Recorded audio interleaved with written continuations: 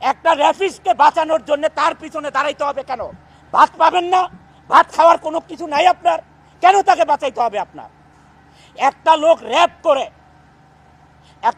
করে তার যাকে র্যাপ করছে তার বাবা মা একটা লয়ার ধরে তার ন্যায় বিচার পাওয়ার জন্য, আর যে র্যাপ করছে সেও লয়ার ধরকে তাকে খালাস করার জন্য।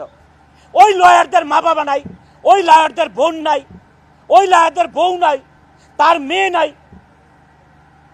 ওই লয়ারদের কোনো সন্তান নাই। একটা রেফিসকে বাঁচানোর জন্য তার পিছনে দাঁড়াইতে হবে কেন?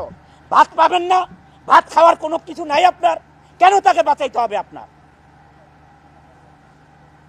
ওই লয়ারদের প্রতি আমি বলছি, কেন আপনার তাকে বাঁচাইতে হবে? আপনি তো জানেনই সে র্যাপ করেছে, তাহলে তাকে কেন আপনার বাঁচাইতে হবে? শুধু টাকার জন্যে, এই টাকা না কামাইয়া আপনার সংসার আরো ভালো চলবে, পবিত্রতার সহিত চলবে, আপনার ছেলে মেয়েরা ভালো থাকবে, সুশিক্ষিত হবে, খালি সার্টিফিকেট দেখাবেন আমি পাস করছি। এই জন্য আমি আবারও সবার কাছে অনুরোধ করছি, এগুলির থেকে বিরত থাকেন।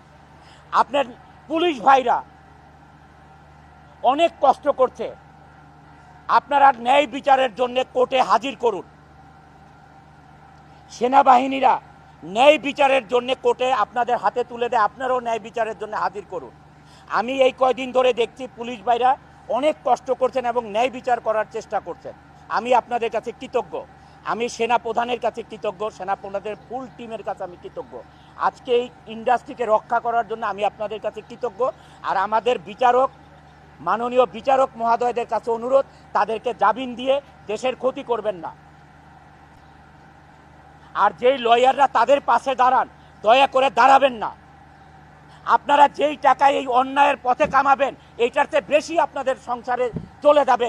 বাচ্চা অসুস্থ থাকবে, ক্যান্সার হবে, মা বাবা ক্যান্সার হবে আপনাদের পাপের কারণে। দয়া করে এগুলির থেকে বিরত থাকুন। আর শ্রমিক লিডার ভাইয়েরা, যখন ইন্ডাস্ট্রি বন্ধ হয়ে যাবে, এই যে যেভাবে সাভার আশুলিয়া 240টা গ্রুপ অফ ইন্ডাস্ট্রি বন্ধ হয়ে গেছে, তখন শ্রমিক চোখে দেখবেন না। আর এই শ্রমিকরাই একদিন আপনাদেরকে শাসন করবে, মনে রাখেন আপনারা কথাগুলো। এই ইন্ডাস্ট্রি এই শ্রমিকদের ঘামে ঝরানো ইন্ডাস্ট্রি। আমরা কোনোদিন 4-5 মাসের কারোর বেতন বকেয়া রাখি না। আমার জীবনে যা ইনকাম করছি এইখানে ইনভেস্ট করা, সবার পিছনে ইনভেস্ট করা। আমার কোনো কথায় ভুল হলে মাফ করবেন আমাকে, কারণ আমি আমার মনের কথাগুলো বলার চেষ্টা করছি আপনাদের সামনে।